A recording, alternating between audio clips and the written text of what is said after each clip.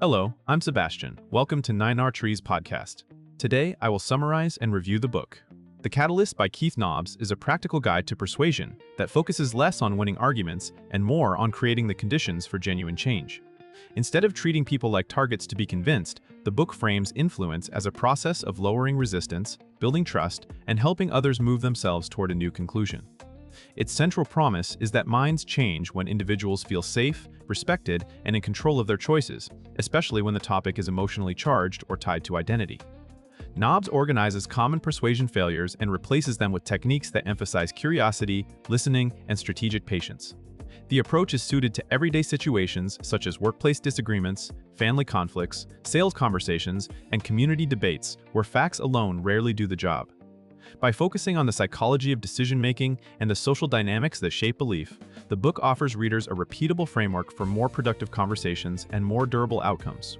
I will give you key takeaways from this book. Firstly, why persuasion fails when it feels like pressure. A key idea in The Catalyst is that people do not resist change as much as they resist being changed. When a conversation carries the scent of control, judgment, or manipulation, it triggers defensiveness and a need to protect autonomy. The book highlights how common tactics like overwhelming someone with facts, debating harder, or cornering them with logic can backfire by intensifying identity threat. In many real-world disagreements, the other person is not evaluating evidence like a neutral judge. They are protecting belonging, status, and self-image. Nobbs emphasizes that persuasion starts by reducing the emotional cost of reconsidering a position. This means spotting subtle signals of resistance, such as sarcasm, topic shifting, repeated objections, and moral framing, then responding in ways that restore psychological safety. Instead of pushing for immediate agreement, the approach prioritizes keeping the person engaged and open. The topic also covers the importance of recognizing your own need to be right, since that urge often leaks into tone and word choice. By treating resistance as information rather than opposition, readers learn to shift from confrontation to collaboration, creating a path where the other person can change without losing face. Secondly, building trust through empathy and respect. The book underscores that trust is the gateway to influence, especially when stakes are high and beliefs are personal. Trust here is not just likability, it is the sense that you are safe, fair, and attentive. Nobbs stresses empathy as a skillful practice rather than a soft sentiment. It involves demonstrating that you understand what the person values, what they fear, and what experiences shape their view, without immediately trying to correct them. This can include reflecting back their concerns, validating the emotions behind their stance, and acknowledging the parts of their position that are reasonable. The topic explores how respect reduces the perceived risk of changing one's mind. If a person expects ridicule or triumphalism, they will defend their current position more fiercely. If they expect dignity, they can explore alternatives. Nobbs also points to the credibility effect of humility, admitting uncertainty, asking for clarification, and showing willingness to revise your own thinking. These behaviors signal that the conversation is not a trap. The result is a relational foundation where disagreement becomes less about winning and more about problem solving. For leaders, partners, and negotiators, this emphasis on trust turns persuasion into a long-term capability rather than a one-off tactic. Thirdly, asking questions that unlock self-persuasion. Rather than delivering a perfectly crafted argument, The Catalyst highlights the power of questions that help others examine their own reasoning. People are more likely to accept a new idea when they feel they arrived at it themselves. Nobbs presents questioning as a structured method. First, understand the person's goals and values, then explore how their current belief supports or conflicts with those aims. Effective questions are open-ended, specific, and non-judgmental. They invite detail, examples, and reflection instead of yes or no answers. The book also emphasizes sequencing, starting with easy, rapport-building questions before moving into deeper probes about assumptions, trade-offs, and consequences. Another aspect is calibration questions that test confidence and flexibility, such as asking how certain someone feels and what evidence would change their mind. Done well, this does not feel like cross-examination, it feels like curiosity.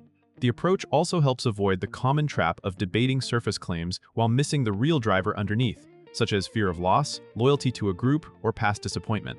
By guiding someone to articulate their own standards of proof and their own decision criteria, the reader becomes a facilitator of insight. This can lead to gradual, durable shifts that outlast the conversation.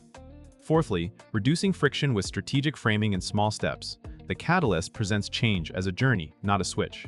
If the proposed shift feels too large, too sudden, or too costly, resistance rises. Nobbs describes how to reduce friction by choosing frames that align with the other person's identity and priorities. For example, the same idea can be presented as protecting something they value rather than abandoning something they believe.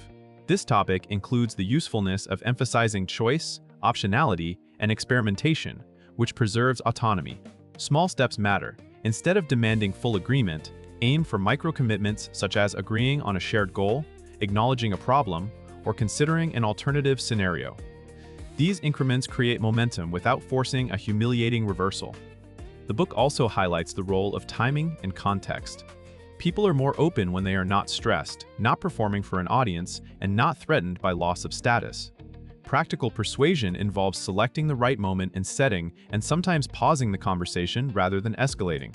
Another tool is simplifying decisions by reducing complexity and highlighting the most relevant trade-offs. By making change feel manageable and consistent with the person's self-concept, readers can help others move forward while maintaining dignity. This is especially valuable in organizations, where adoption often fails because the change feels imposed rather than owned. Lastly, handling conflict, objections, and high-stakes conversations. A major value of the book is guidance for situations where emotions run high and positions appear locked. Nobbs focuses on staying effective under pressure by managing tone, pacing, and goals. In conflict, the aim is not to crush objections but to understand what they protect. Objections often hide legitimate concerns about risk, fairness, or past experiences. The book encourages mapping objections into categories, then responding with tailored strategies such as clarifying misunderstandings, acknowledging valid risks, and exploring safeguards.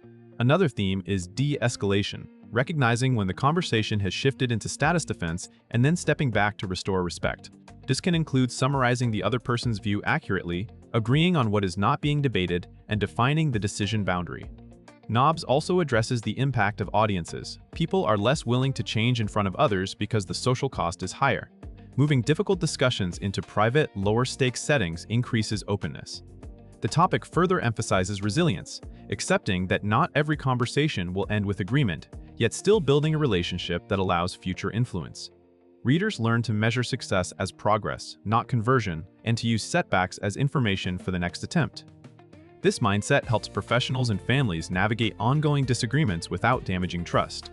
In conclusion, this book is best suited for readers who regularly need to influence others without authority, including managers, team leads, sales and customer-facing professionals, educators, coaches, and anyone navigating sensitive family or community discussions. It is also valuable for people who feel stuck in repetitive arguments where both sides share facts but nothing changes. The catalyst can benefit the reader's life by improving the quality of conversations, fewer escalations, more cooperation, and more clarity about what actually drives decisions. Its emphasis on empathy, autonomy, and self-persuasion supports better relationships while still pursuing real outcomes. Compared with similar persuasion books that lean heavily on rhetorical tricks or debate-style logic, this approach is worth buying because it focuses on durable change rather than momentary agreement. It treats resistance as normal and workable, offering a framework that fits modern realities, where identity, distrust, and information overload shape beliefs. Readers come away with practical tools to ask better questions, reduce defensiveness, and move discussions forward in measurable steps. If you want influence that strengthens trust instead of consuming it, this book provides an actionable and humane method. If you would like to support Keith Nobbs, you can buy the book through the Amazon link I've provided in the podcast description. After reading the book, please let me know what you think and share your thoughts. See you around.